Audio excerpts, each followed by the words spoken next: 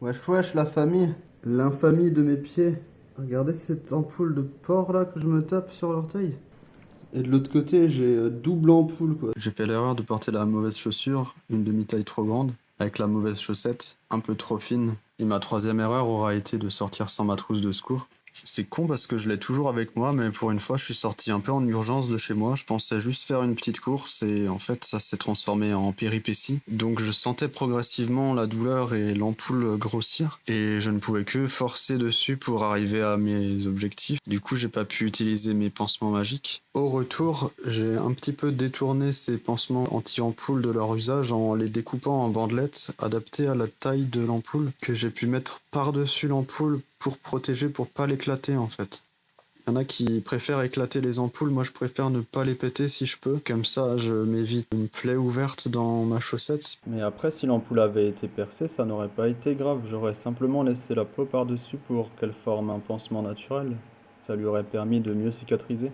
Mais chez moi, la peau a tenu et on voit sur la photo ce que ça a donné. L'ampoule s'est simplement résorbée et la cicatrisation a été accélérée. D'habitude j'ai des grosses chaussettes de sport comme ça là, qui protègent un peu. Ou encore mieux, la chaussette survivaliste. La chaussette survivaliste pour moi c'est quoi? C'est celle-là. La première fois qu'on m'a dit ouais, chaussette de rando, j'ai dit ferme ta gueule.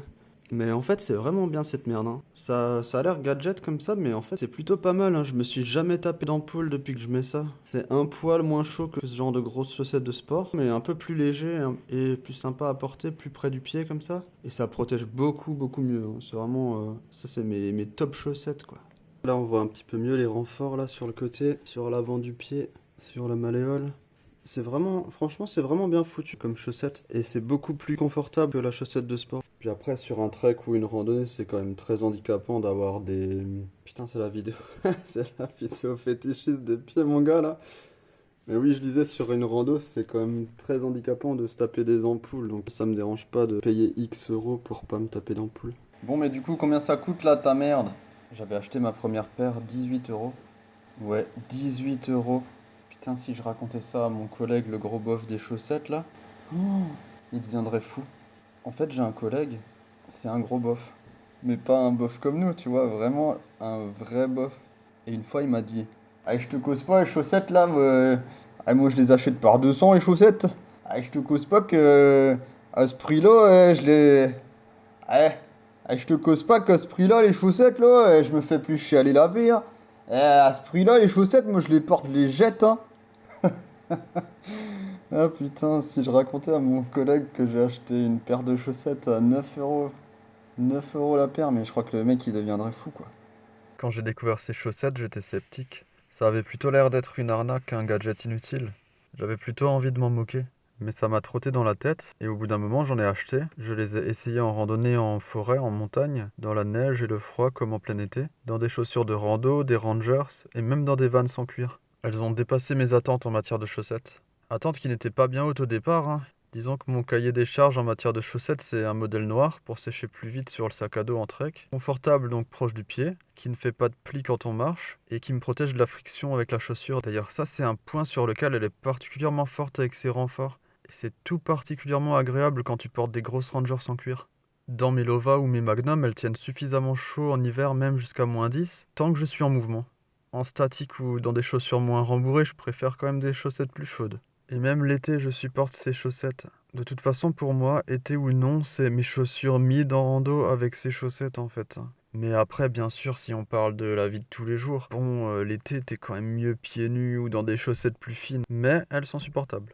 T'as compris où je voulais en venir? Pour moi, c'est une chaussette qui est très versatile. Une fois convaincu par ces chaussettes, quand je passais dans notre magasin préféré, de temps en temps, j'en profitais pour prendre une paire de plus.